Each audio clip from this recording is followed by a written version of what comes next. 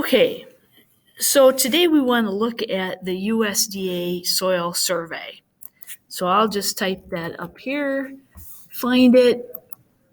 This is the one you want where it says Web Soil Survey Home. Get that, and here we have it.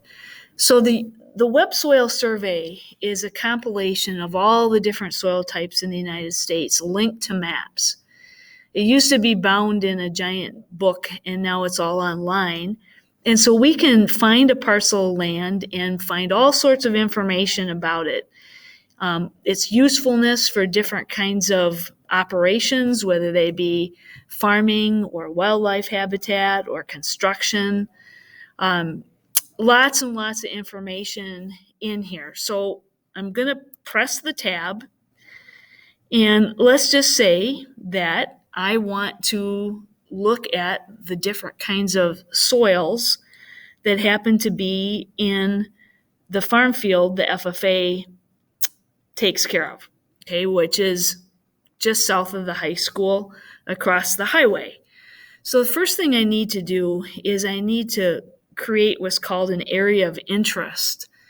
And so I'm going to do that by clicking on address, and I'll just put in the school address because I know that. Our parcel of land doesn't really have an address, so if I put 305 South 8th Street, Mount Orab, Wisconsin, and I click that, it's going to search for the address, and there it is. Here's our high school. Interesting enough, this was before the renovation.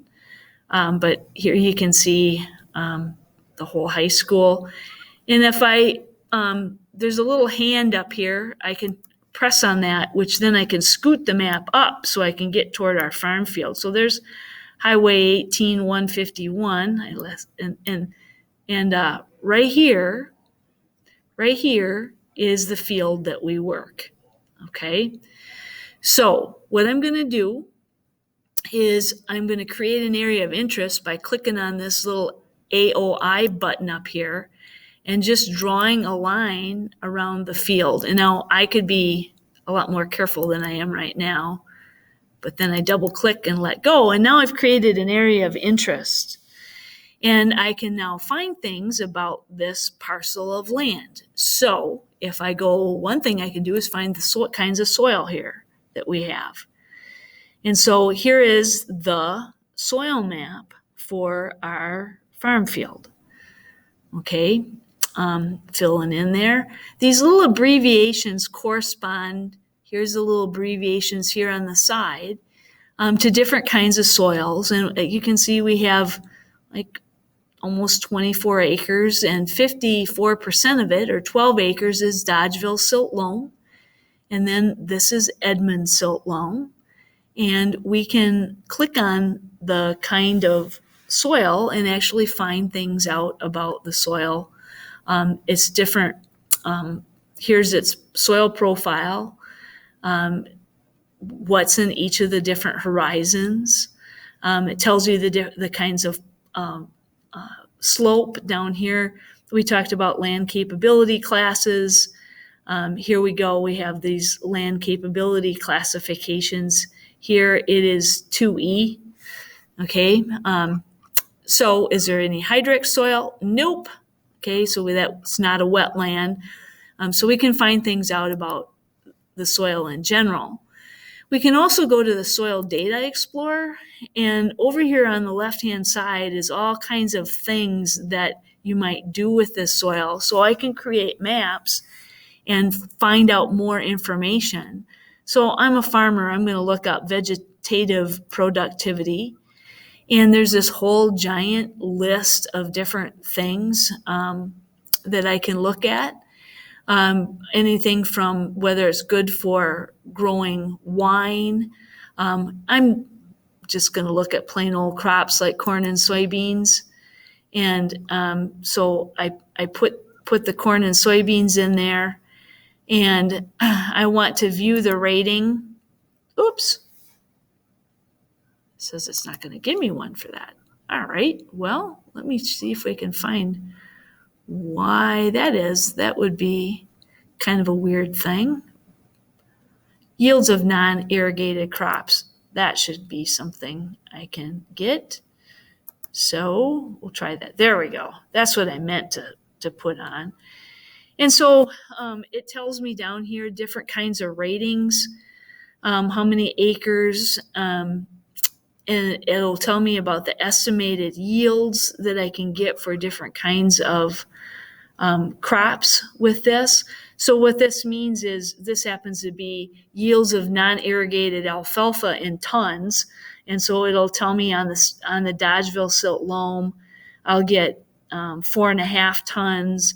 On the Port Byron silt loam, I'll get 5.6 tons. And then it kind of has this colorized map. Let's say that I wanted to look at the building capability of this parcel. I could click on building site development, and maybe I'm going to look at dwellings without basements. And I'll hit view rating.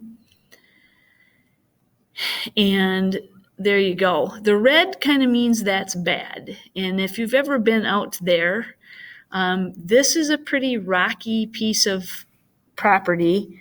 Up high on the hill, you actually look down at the highway. And so it doesn't surprise me that, there might be some places that are kind of hard to build any kind of building, even if it doesn't have a basement. But look what happens to the red when I hit dwellings with basements. And the soil is very thin there. It's very rocky. And now this thing is going to turn all red. So I was okay, sort of, with building on parts of it, dwellings without a basement. As soon as I want to dig a basement, I'm going to have a heck of a time. And that's because it's about 3 inches of soil and then it's limestone bedrock. So, let's say that you're going to use this for development, and quite honestly, it has been purchased and there is a party that's going to develop it. That party already knows that he's going to have to use techniques for building that include drilling in rock. Okay? So anyway, there's all kinds of information they even have information in here, like if you wanted to build a helicopter landing pad, just anything that you can possibly think of. There's also maps for wildlife habitat and certain kinds of trees and shrubs, whether they would be good to grow there. You can create all sorts of kinds of maps.